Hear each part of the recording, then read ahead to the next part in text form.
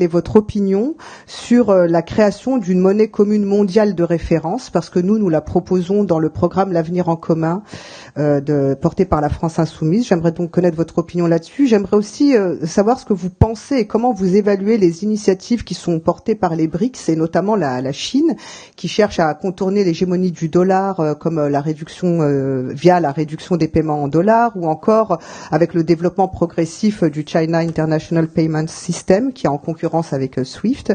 Est-ce que selon vous c'est plutôt bienvenu? Est-ce que c'est en mesure de remettre en cause à long terme l'hégémonie du dollar ou pas? Est-ce que ça aura une efficacité? Merci.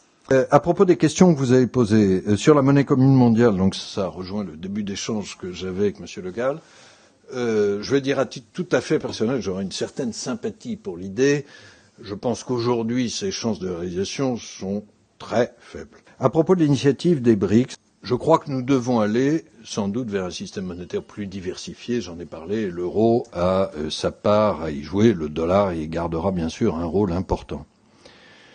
Mais je mettrai une petite prudence sur l'idée d'aller vers un système de paiement fragmenté. Il y a aujourd'hui des installations de paiement type SWIFT, etc., qui sont sans doute pas parfaites.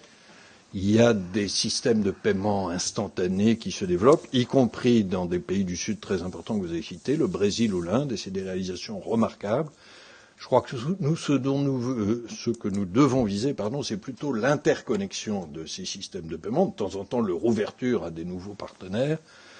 J'avoue que si nous devions ajouter à la fragmentation commerciale que nous voyons se dessiner une fragmentation monétaire et une fragmentation des paiements, je pense que nous perdrions encore plus. Très souvent, le recul de la coopération internationale pèse d'abord sur les pays les plus pauvres ou les consommateurs les plus pauvres des pays riches.